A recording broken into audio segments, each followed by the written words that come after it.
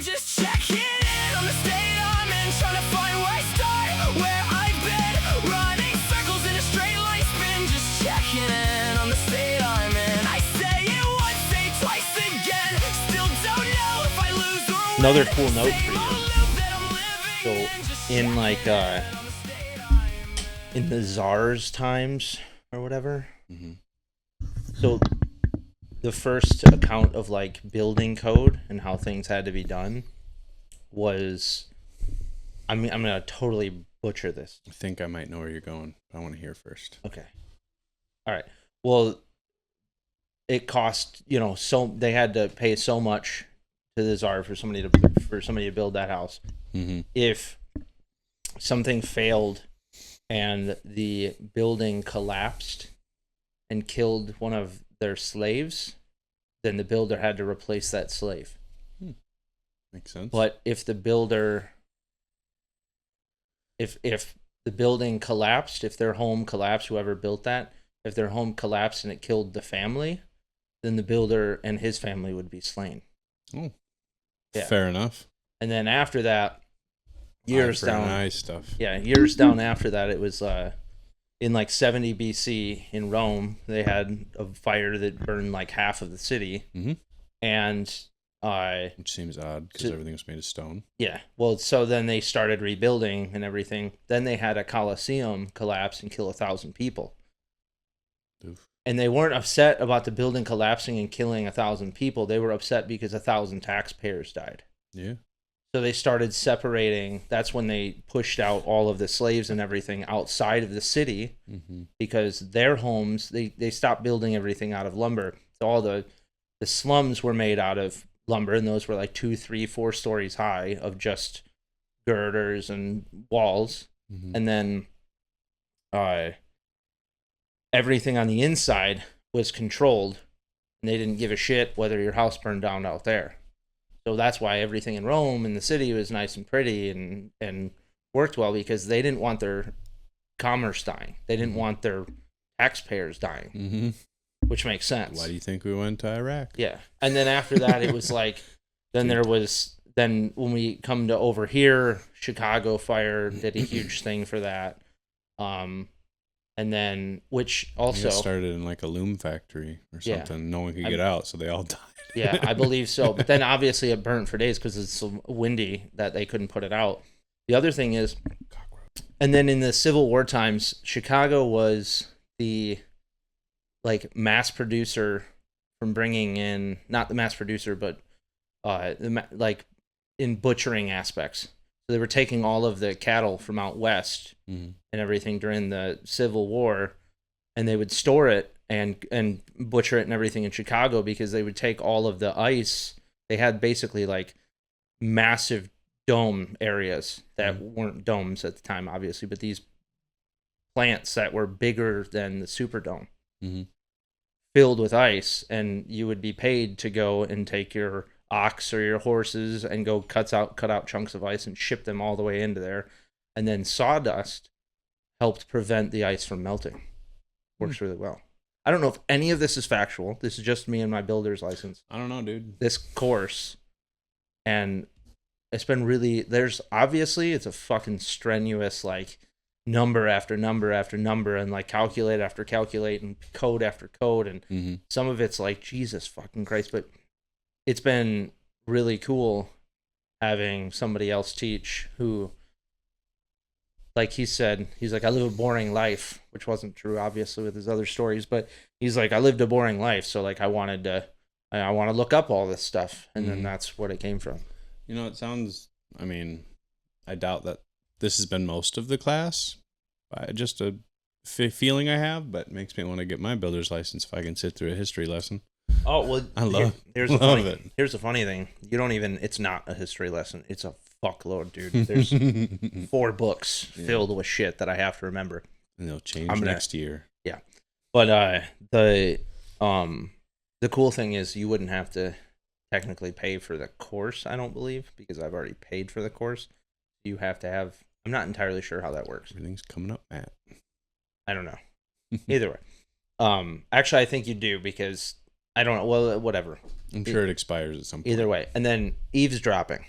The last thing that I was going to call you about last night, but I really had to like focus on my shit, so I couldn't. I drew a picture of it instead. There wasn't like bat insulation or anything in the flooring. And so if someone was like eavesdropping, like hearing their, two people argue and they wanted to hear it, they'd lean out the window. And as you're leaning out the window, rain is coming down and it's coming over the eaves, so it's eavesdropping. Another cool thing. So I don't know. I really enjoy all those little like quirks, like the Hangover one and all that other stuff. Good. That was a good one. I told Chris that the other day. He's like, "What?" I was like, "Dude, you got to follow these Instagram freaking." I mean, I haven't been on in a long time, but that's what I used to follow. Is like all the cool little history, like, oh, this term came from this thing. So yeah, well, there's another one that's like it's all AI generated, but there was something about like proclivity, or like it was like loosely based on each month, like bad things that can happen to you for your birthday, like things that happen more often to these people than other people. And I think I only remembered mine. It was like, suppose it was a causal link, so not like legit, but it was like a higher chance of schizophrenia and aggressive, violent tendencies. Yeah. Which I feel, but I never act on, so I don't really know how. I don't know if I'm an outlier, but either way. But no, it's I love all those tidbits. I was listening to a fella today on Liberty Risk. I think it just came out a couple days ago, but he did the whole Ranger Green Beret thing and all that stuff, and then he got out and he's been doing a couple other businesses, but I don't even think they're launched yet, but he started making gun cases. Oh, nice. Because he hated Pelican. Yeah. And he's like, nothing's changed and blah, blah, blah. So he's like a big Greek history buff. So I don't remember the names. There's like two bloodlines, basically. There's one starts with a D, one starts with a A, I think. But I don't remember the names of the region. I don't think it's a family. But so he has these gun cases that are all made, they're all injection molded, and they all slide together like pillars on any building in Greece. But he was talking about when they built them, they couldn't just build them based on math, which was their main deal, because math and the eye don't line up for like how things look. Yeah. So it's just like how they, to make the spacing look more even and everything, they had to move the pillars in and do all these different things with them. And there's feminine pillars, there's masculine pillars based on how the ridges are cut in them. So I was like, oh, it's so cool. Yeah. But he made luggage out of it too. So he's got luggage sweet with 4 wheels, and then the gun case itself slides right onto the other one. Oh, that's awesome. And he made it's like the pull handle gun DeWalt box. Yeah. So ultimately this guy he was talking to, who was helping him design all this stuff, was like, people in your position usually do like a nod to their brothers in arms or whatever the case is when you're building something. So he made the pull handle, the telescoping handle. He made it a charging handle. That's freaking a big one, but yeah, that's really. So cool. I don't know if it has like I couldn't really see on the video, but I don't know if it has like the one side where that's what pulls it up, or I don't know exactly. I mean, it would make sense to have two, because otherwise you're gonna pull it at an angle and mess it up. But either way, it was pretty interesting, and I don't know if I can actually afford these gun cases because he's not selling them yet. But it's a pretty cool thing if I don't know if it's the case, and it looks nice actually, as opposed to some bulky weird Pelican whatever that you can break into with a lock or without a lock. Yeah, I don't know. I really like all these little history lessons I'm learning. I have it's funny, we come up to the word consistency when we walked in here. I was like, do we really have to? Mm-hmm. Because I'm days into the class, and it's been a long journey. But I will say, before that, when I was working on the websites and stuff, I had cleared that off of my plate for a reason, because I didn't want, it's hard. I still have distractions, meaning like I still have things that are interrupting my class time because they have to, because I've got jobs going on and stuff. But with me being able to like work on the other websites first and get them knocked out and then start the classes, it was like, all right, now I can just, let's rein back in, let's relearn all this information. Let's force myself to sit there. And as much as I think sometimes people deter away from that and they're like, oh, like 3 hours a day is good. Like, I think it works for me when I cram things in, and that's the only thing I can stay focused on. So when I'm forcing myself to sit at the computer for fucking 16 hours doing the classes, it's like I'm thinking about nothing else. So all the information, it might be a lot of it, but it's being retained because I'm not being distracted by something else. So like, it's as if like that is my only job, is to sit here and learn this information for the next week, then, or like relearn a bunch of it, but like for the next week, then that's what helps me. In that comes the consistency and the discipline to be able to do it. However, because of the ramifications, if I don't do it, or if I don't, pass my test again, or if I, do this whole thing, the consequences of that for me are major. And so like that weighs on the fact that the discipline and the consistency has to be. Well, I mean, personally, I think that, and it's, it's something I've always tried to break. And honestly, I think I've lost discipline through the years a bit from when I was younger and I had nothing else to think about or nothing else to do. So it was a lot easier to be disciplined then.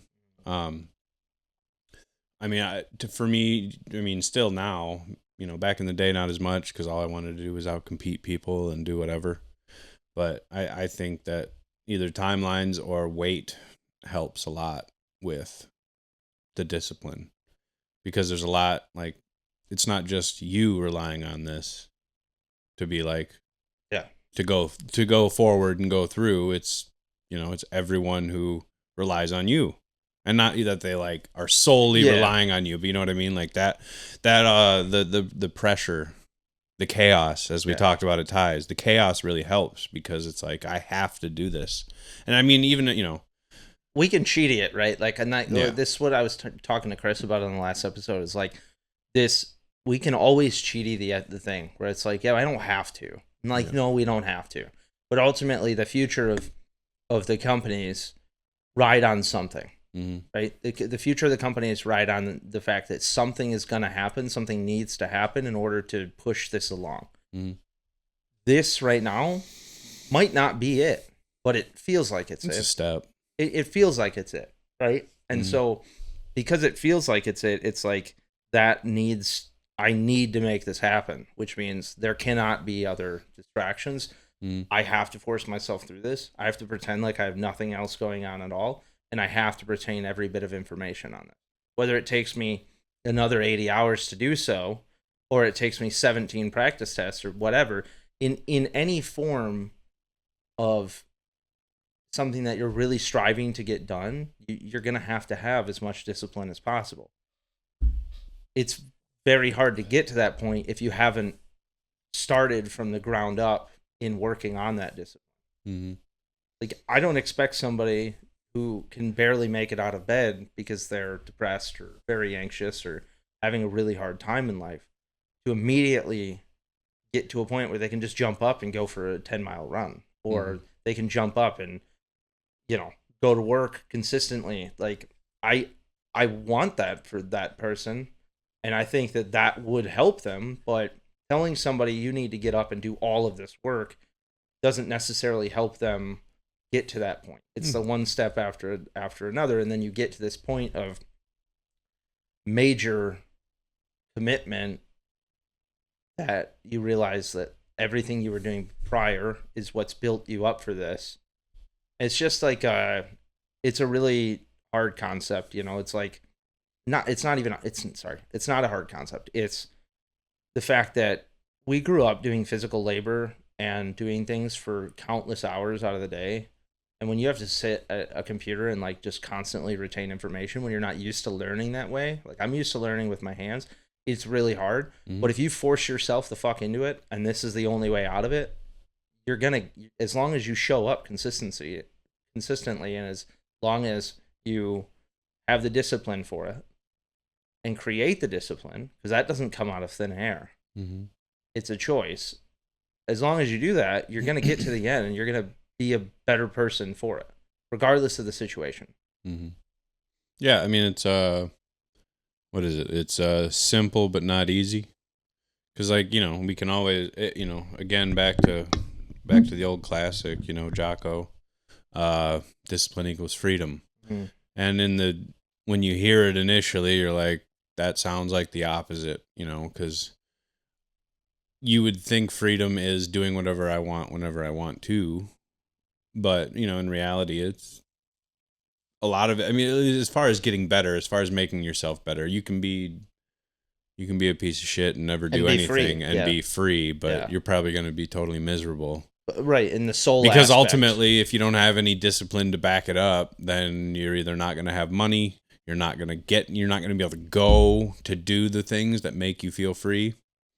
And so, I mean, I've been listening to a lot of these guys lately, and I always seem to fall back on these veterans, which I'm not. Yeah. But whether it's Kyle Morgan or DJ Shipley or any of these guys, and they're all very honest about their problems that they have and the problems they continue, well, maybe not even continue to have, but the struggles that they've gone through and what's helped them. And it always seems to be like, again, I didn't feel like working out, but I worked out and I feel better. I haven't been working out, to be completely honest. My brother-in-law, Brandon, he went for a 4-mile run the other day, and he can just do that just by being alive. I can't. I could run 4 miles, but I'd be in quite the shape after. Yeah. But also, I mean, he's worked up to that. Whether he carried, what I mean by that is there was a point in time where he worked up to it. Right? Like you could go and do that, but I get. Well, that was the funny thing is he was just telling me about when he went and hung out with his boys for Veterans. Yeah. Was it Veterans Day? No, Memorial Day. And he was telling me, he's like, all these guys work out. They all do all kinds of shit. And he's like, I've been in an office smoking a cigarette or two here or there and not working out whatsoever. And he beats them all. Yeah. That's a natural gift that he has 100%, for running. Yeah. And so like there's that. But then I was happy that it seems to have started something in him where he just goes out and runs now. Because he is good at it. He's probably naturally more gifted than I ever was, and I considered myself a good runner for most people. I'm a terrible runner, but I love to do it. I mean, now I don't know what to consider myself, but I only considered myself that because I ran 6 miles a day for 6 months and didn't get to, wasn't wrestling, right, or whatever, or however long the season is, probably not even that long. But either way, it was incredibly helpful. But yeah,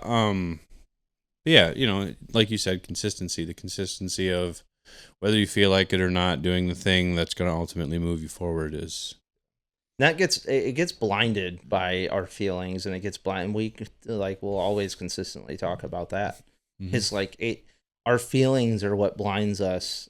The emotions that we allow into the situation are what blinds us, to the fact that that's going to help us regardless. Like everybody knows that going outside and feeling some sunshine on them is going to make you feel better. Mm-hmm. But our bodies fight that. And because our bodies are super comfortable in being depressed and sad. And I'm not saying that your body's not telling you it shouldn't be. Like there is a part of your body that's not okay with it. There's a reason you're anxious. There's a reason you're depressed. And like how do I put that? That the poor side of yourself is going to consistently wish to be anxious and depressed, mm-hmm, or stagnant because it's comfortable to be there. Yeah. It doesn't have to work. It can hardly stay alive, and it can completely diminish you. The good side of your body wants you to move, which is being anxious. Like it wants you to act towards something. Mm-hmm. And I don't even know where I was going to go Well, with I that. mean, I had to somewhere, me, but- that just speaks to the devil and the angel on your Yeah. shoulder kind of deal, which I don't know. One point I would have been considered a devil person because I wrote with my left hand, you know. So if we think about, you know, it can be on whatever side you Yeah. feel the need. But yeah, no, I think that I mean, there's always a part of us that wants to do nothing, and I've been consistently falling victim to such things lately, whether it be getting out of bed on time or extra early or whatever, which is going to be what I need to do because there's no way I'm going home and then working out. I need to get up earlier and get a 20-minute thing in, but Clock in. Drink up. Shut up. Construction Coffee Co. is built for the job site, the office, and the crew that runs on caffeine and bad decisions. Get your coffee and gear now at constructioncoffeeco.com. Clock in. Drink up. Shut up. Cass & Co. Upscale Thrift is redefining resale. Think timeless fashion, luxury brands, and curated pieces, all at prices that let you stay stylish without the splurge. Whether you're hunting for vintage classics or this season's designer staples, we'll make high-end accessible. Dress like you own the runway for a fraction of the price. That it's not it is a major tool, not just like an act. It's like having it in your toolbox and being able to stay consistent at something is something that will definitely tremendously change your life. Like, I mean, when you're reading books, when you're journaling, when you're going to work, when you're working on a side business, when you're working on your health, when you're working on working out, like anything that you do in a positive way consistently is obviously, it's all going to snowball downhill. It takes a lot of work if you're in a very low spot to get there. However, I don't want to say that and have that like, you know, I don't want to say that and shed people away from me like, oh, it's all hard work. Everything is hard work and it's all worth it. I got two. So let me know how you feel about this. I have two things. I guess I should probably get them both out before I forget both of them. Yeah, let's go. So first off, how do you feel about, it's kind of like facts, not feelings. Like, it doesn't matter how you feel. You should do the things you know you're supposed to do. That's a discipline portion, right? I don't know. I don't know how I feel about that. Because there is obviously the part of me that feels like, you know, discipline equals freedom, deathcore, to the bone. But then also, what's it matter if you still want to kill yourself? You know what I mean? Because that's what I hear from all these fucking guys. They're like, it didn't matter how I felt. Feelings didn't matter. I worked out. I did the thing. I prepared. I did But all the same, they wanted to die. Based on what they've dealt with or where they are in their life, or you know what I mean? Like, what is that? But I can tell you, is that a positive message? Because even if you do the things that you're supposed to do, whether you feel like it or not, ultimately, if it never comes out positively, like even if you achieve the things, achieve whatever your goal is, ultimately, if it didn't make you happy, did it matter? I think so. Okay. Because it doesn't, the goalpost, so the way that I put it, and it's fine, like you saying that makes me think about where I was. Yeah. Right? I did all of the things even though I didn't want to be here. Mm-hmm. Regardless of the fact, like I didn't have a goal in mind. I need to do something today to help me to make it to tomorrow. Mm-hmm. I don't think it's the goal. It never is the goal. Because the goal can always change. The goal can the goal can go away. Yeah. It's all about the journey, right? It's not the mountaintop. Like, what did Royal Robin say? It's not the mountaintop. Like, I forget exactly the quote, but it's not the mountaintop. It's the climb. Mm-hmm. And sounds right. Yeah, that's the way that I visualize when you're going through the hardest times of your life and you don't want to be here, or like something is, pulling you down into the darkest places. you just do the things no matter what, regardless of how you're feeling. You're supposed to shut that part of your mind off and just go through the things sad and go through it depressed and go through it, completely anxious and go through it feeling fucking awful. And I'm an example. I can tell you from my perspective. I mean, it took me months to get through all of those things and have a day where I was like, holy shit, I feel good. I have a picture in my phone of like the first time for me being in the worst state of my life to feeling something again, to like feeling like, holy shit, man, I wanted to live in that moment. And all it was a fucking 4-mile run with a vest on. I felt like I was going to die. And guess what? I didn't want to die in that moment. Right. So there's like the guru guy or whatever that I listened to, the Indian dude. Thinking about a different line. But he's like, you think you want to die, plug your nose. Yeah. Plug your nose and cover your mouth. You don't want to die. Your emotions don't want to be here. Your emotions, because of all the things that you're allowing to come into you and everything that's happening to you, that's what makes you think that you want to die. Go hold your breath underwater. You'll never drown yourself that way. Go try to breathe underwater. Yeah. You're always going to come back up. Like, I mean, obviously you can swim and swim and swim and swim and you can have the determination, whatever. We can cheaty that, whatever. I'm going to ignore that. A bag of 50 grenades too. I'm going to ignore that portion of it. Like what that is suicide. If you're just sitting there and you hold your breath long enough, your body wants air. You're like the inner peaceful side of you still wants to live. It still wants to be something greater. However, everything that's happening to you and everything that has happened to you is what's causing you to think that you don't want to be here. And I understand it because I've been in that position. But it's all a facade. It's all fake. It's all a lie. It doesn't actually exist. Like, nothing that you've ever been through is acceptable. I get this is a perspective of me, but like nothing you've ever been through or are going through is acceptable enough for you to take your own life.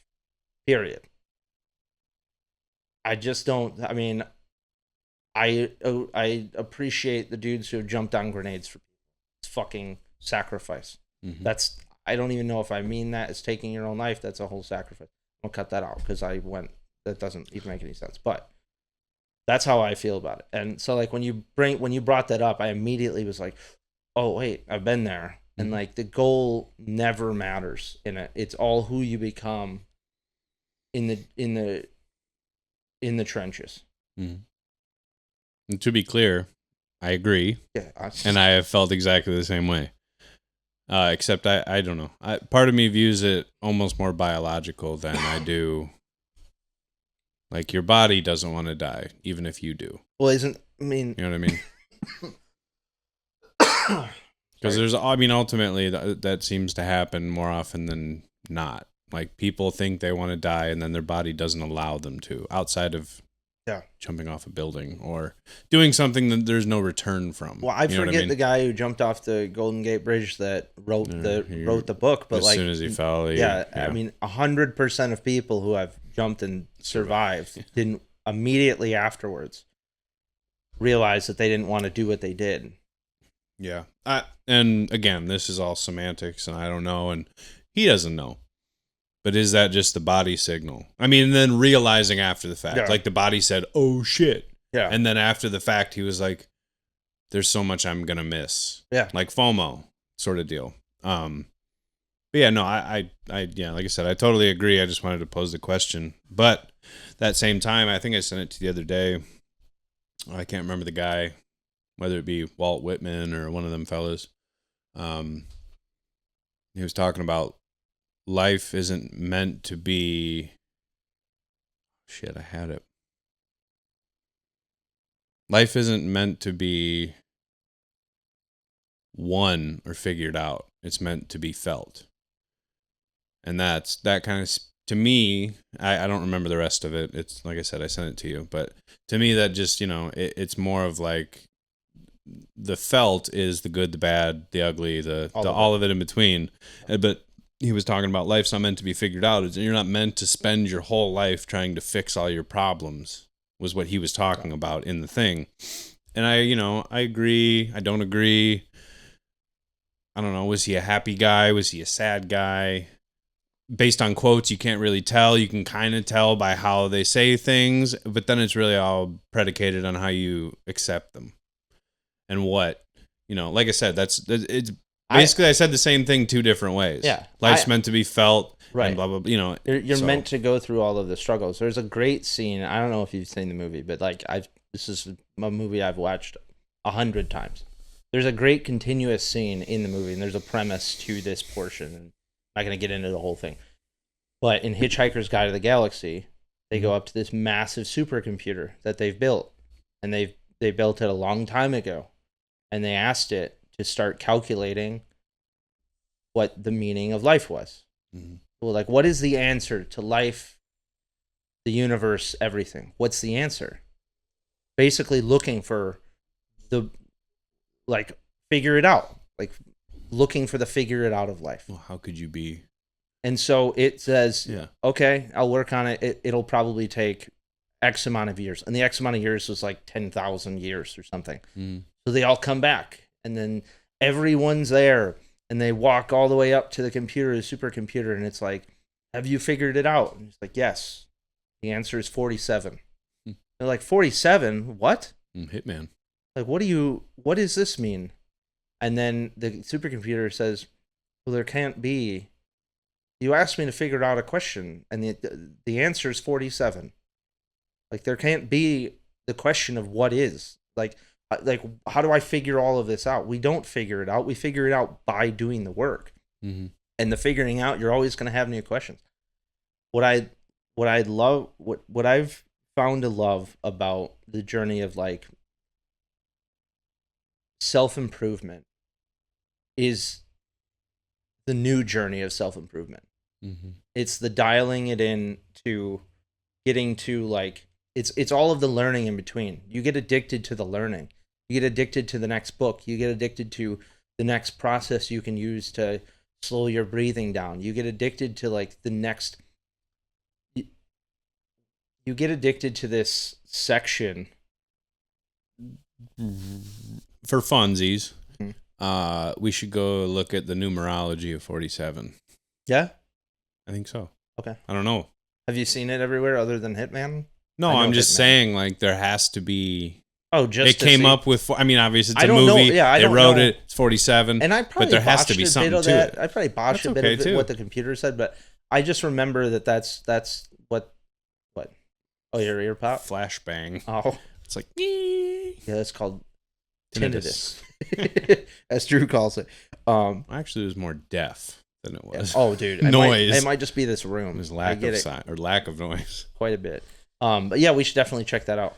Just for fun. Yeah. Because, whatever. Yeah, I think so. All those ologies are fun as long as you don't read too far into them. Yeah, but I'm a consistent, like, I now keep wanting to say the word consistent. I don't know what's going on with me today. Okay. I think do you have anything else you want to talk about? Yeah. Okay. So, I mean, it kind of, I don't know. I feel like I'm trying to bail on this. I'm sorry. I'm in it. I'm not going to let you. It's okay. Really struggling today. I got stuff I want to say. Yeah. Well, sort of. I'll probably forget it as I do. But I don't know if you've been keeping. I know you've been very busy as far as. Not that I've been so not busy, but I've found, and it's never. I'm going to preface this by saying this is never. I've never had an effect on my patriotism. Period. I love this country. I think it's the greatest on earth, and that it might have ever been. Can't say. I say might because I don't know. Yeah. That being said, I don't know if you've been following any of the World Cup stuff, which might be news to the few listeners that we have, that there's the World Cup that is in North America, Mexico, United States, Canada. So all these people have come here from other places, Europe and everywhere. So they've all come here, and like I said, I've never been shook in my love for this place ever, but I cannot tell you how heartwarming and how positive I feel when all these people who I know have only heard bad things about this place, worried about being shot walking down the street I mean, it could happen. It doesn't happen nearly as often as you'd think. Like it's the bad news that shares that. All the bad shit you've ever heard about this place. And all these people come here now, and people are taking dudes they met a few hours ago out on the boat. They're, weird favorite food. They're buying, like, people are giving away free shit to all these people. And it just the positivity that's come out of all these people who probably never would have come here outside of their favorite sport in the world, which is football, soccer, call it what you will. It's soccer. Yeah. In my eyes. Yeah. Football. Yeah. Football is life. I've just really enjoyed the, I mean, granted, I'm seeing a lot of positive stuff. I'm sure people are having a bad time too. But either way, just the positivity. I think Boston might have become a sister city with Scotland out of this for whatever reason. But either way, it's been really awesome to see how people come here and realize what this place is supposed to be. And maybe, and it might help because they're not from here. And so when the opportunity is given, you take it. Like someone gives you rope, you run with it. Yeah. So I've really loved to see all these people who've been like, turns out this place is the shit. Yeah. And outside of a lawless nation, it's the freest you're going to find to do pretty much whatever you want. Yeah. I mean, we have laws, we have rules, of course, but... Well, I was just talking to Tyler about that out there. He's like, man, because I told him, I was like, I want to talk about America. How it's the greatest country on earth. And he looked at me and he's like, we got problems. I was like, fuck yeah, we do. Got all the problems. Yeah. You want to go to a real free place? Go to fucking Africa. But you know what? You might get chopped up. Some guy might disagree with you and come fucking hurt you. Yeah. Like that's the deal. Like that could happen. Also though, there's this dude who lives out there. He was like a, dev guru type fella. But he talks about how great he lives in South Africa, and he's like, yeah, I got 300 acres and blah, blah, blah. I get to do whatever I want and enjoy himself. So either way though, outside, with the rule of law, this is the best place on earth. I agree. Fully agree with that. I was going to say, when you're talking about people inviting people out on the boat and you're talking about getting free stuff and doing all Americans, inviting, show out and showing out. Yeah. I've never been anywhere that doesn't happen. I've been to shit cities. I've been to shit cities that I'm like, yeah, these people are in the metropolis that is this shithole, and so it's created them being a shithole. You go, a couple miles out, people get better. You go a couple miles out from there, people get even better. It's the same thing we talked about, where we move up on the, hike in the mountains and stuff. There's less cunts high up. Yeah, I tell you what, yeah, dude, it's everybody's way cooler out there. Yeah. And because there's a sense of the fact that I could die. There's a sense of the fact that my car might break down 60 miles from wherever, and I'm going to have to walk for it. So I have to be nice to people. People help people. And the only way that they don't is if you're a complete asshole to them. But that premise of everybody showing out for other people and having the massive barbecue and inviting everybody over. It's always been around. I mean, it's obviously news media outlets are only going to support what's going to bring them the views. And does it happen still that people are like, oh, there's a positivity event, going on and we're going to have the news there? Sure. Is it a very small percentage compared to what the nasty fucking and you know why media positivity events bring people is hope for negative. Right. It's like watching NASCAR. There's so many people just that watch it for crashes. the fucking crash. Yeah. Exactly. And what's funny is we were watching, what had been? No, we were watching that MIS race. And we got to a certain point, and I was like, yep, this is it. This is where all the crashes are going to happen. We're 490 miles or 490 laps in to the 500 lap race. And I said there's going to be 8 fucking crashes. And 2 of them are going to be really bad. And I just went back to doing what I was doing, drawing on the iPad. I looked up, next crash. Looked up, really bad one. Looked up, not so bad one. And then the race ends. Did you see the guy run across the track? I think it was at MIS. I'm using context clues only because Mark was talking about it to his brother-in-law. Run across? Yeah. Climbed double fences and ran across, talked to one of the drivers who was either crashed or done, and then ran back and got arrested after the fact. In flip-flops. No, Pretty that's impressive. great. I love it. Yeah, either way, I mean, yeah, and that's the point. Like, we watch news now for, like, the fact that you're seeing a bunch of positive stuff is fantastic. It means your algorithm's moving, right? Yeah. Towards the right way. Yeah, as opposed to murder. I really like the fact that, like, Instagram and stuff like that, I don't know if there's any other platforms. I know Instagram, you can completely delete your algorithm. And I mean, I think that's fucking great. I think once you start to get swept into all the bullshit, like, people are like, oh, all I see is this, and this on my algorithm. I can't even change it. I'm like, the fuck you can't. Go into the search bar. Start typing in happy. Start typing in positive. Start typing in other things. It'll actually pop up with good shit, and then your algorithm changes. Yeah, like you don't even have to go delete it. Like if I go, you're feeding the machine. If I watch something I like and then go to their page and then continue to watch it, granted, sometimes that's people getting knocked out for being shitheads. Yeah. I love that. That feels positive to me because they deserve it. Yeah. But yeah, I mean, I've noticed it a lot. Like if you just watch, certain things, then that's what comes to you. Whatever you invite into your life is what. Well, wherever you're at is where you're at. There's a theory of that too. Like you start thinking about red cars, and you're going to see a bunch of red cars.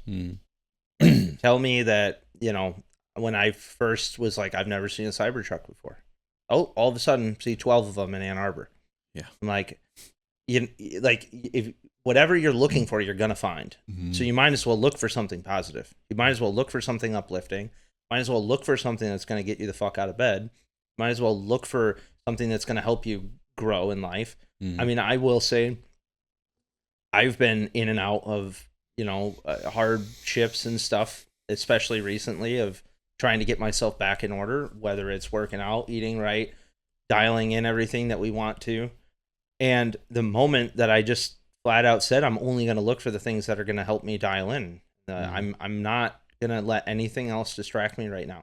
I'm at least going to give it a 3-month period, see what happens. And the offers and things that I've gotten recently to do with like the jobs or whatever have increased tremendously. Even the websites I found to sell t-shirts on, like some of the drop shipping for the other company, like everything is lining up because I'm looking for something to line up. And like you said, it's whatever you invite into your life, it's going to start showing up more. And so you might as well try for something positive. And it's just a given. And the universe puts what you need in front of you. It's whether or not you're willing to go the extra mile to use it. It's like it's kind of like Yes Man, the movie. You say yes. I mean, saying yes to everything's obviously.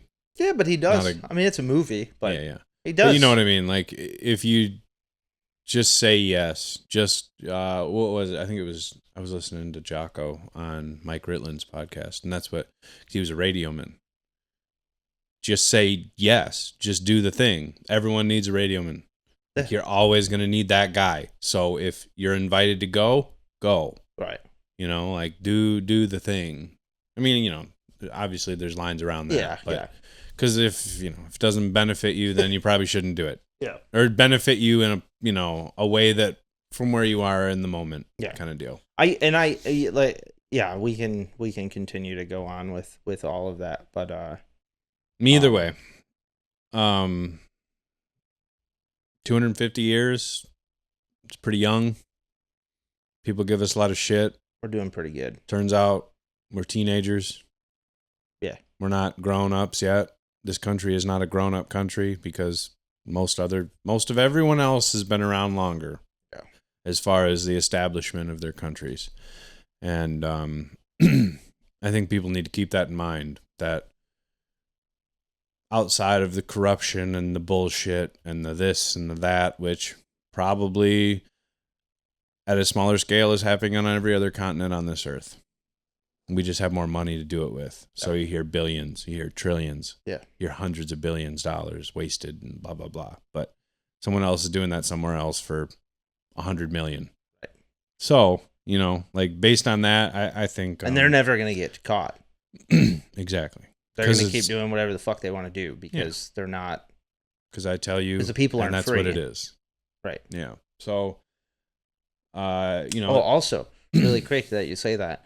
The kings in the whole like czar time or whatever, that if you lose your house or if you're whatever, that whole thing I was talking about in the beginning.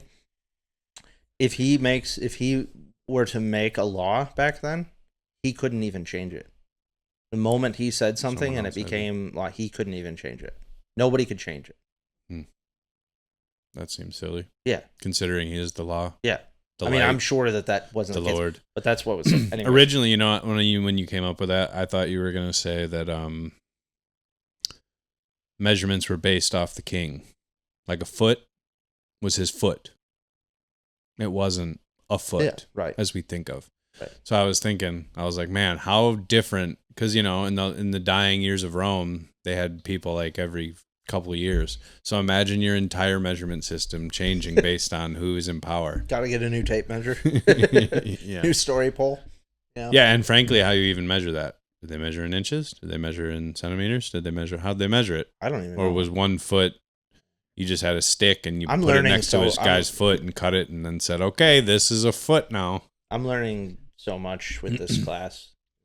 Ridiculous. What are we at? To round it out, Okay. from what I've heard that I'm not keeping up with, because I used to play soccer, don't really care about it that much. I will be watching July 4th if the United States plays England. What a full circle moment, whether we win or lose, because we already won, because here we fucking are.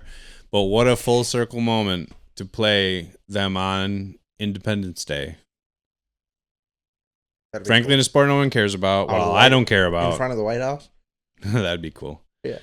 But yeah, what a full circle moment. 1776, 250 years. That's pretty crazy. It's pretty nuts. I'm not sure if they set it up that way. Like, if it could happen, that it would happen. That could have been... I wouldn't blow me away if that was some sort of setup, that if you're coming here to North America, this is how it's going to end up, if this is how it goes for seeding. They just bring in... Because I don't even know how good the men's team actually is. Well, that's what I'm saying. I've heard they've been doing pretty decent. They just decent. bring in a different men's team, and everybody has a letter that says, I am Hector. Right. I am so-and-so. The bench warmers all over again. I mean, I think that's tremendous. I also think that the like America's economy, bringing that in is great. Like, I had heard, and I could be definitely wrong about this, but that the launch for the space shuttle that went up was enough to pay all of the profits that came in from it were enough to pay like Florida state taxes. It was like took a dramatic effect on Florida's economy just for that. Yeah. And then the same thing, I mean, with the World Cup coming in, we consistently have more events going on. It pushes more money into the economy. F1, if we ended up having more than just down, I think it's just down in Texas now, for now. Miami, I thought. Is it in Miami? I thought too? there was one in Miami, yeah. Yeah. I mean, let's get up in Michigan. Maybe I'm thinking of somewhere Love else. to go to see. Anyways, yeah, I think that would be really cool. And I'll say this for the future. I think North America might be should be the continuous place for the World Cup. Yeah, I think so. I mean, we have however many college teams there are.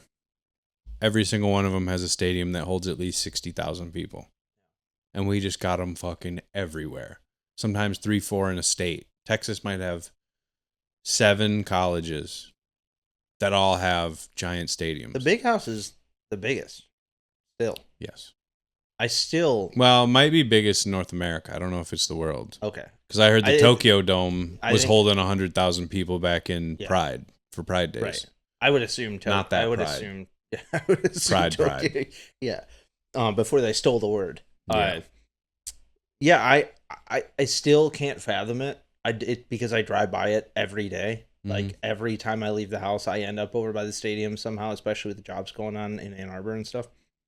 It's like I still to this day cannot ever fathom it that has more seating, and it's built to add on to as well. Mhm. It's just something that I just don't even think about. It's just like anything else. Yeah. I mean, you talk to anybody else, they'll say Michigan and science, from what I learned back in botany and zoology, that Michigan's one of the most diverse states there is, period. And the amount, I mean, the water, all the lakes, everything, we all take it for granted because we live here all the time. And we're like, ugh. You know why But- we have clay? Why we have like the hardest soil, some of the hardest soil? Why? Because thousands of years ago we had a all massive wet. glacier over top of us, and all the pressure of the glacier was pushing down on all the soil. The glacier was so big that there was actually rivers and like water. There was rivers, waterfall, like all of this shit inside of this glacier. Mm-hmm. Well, I've heard about those up in. Running circles in a straight line spin, just checking in on the state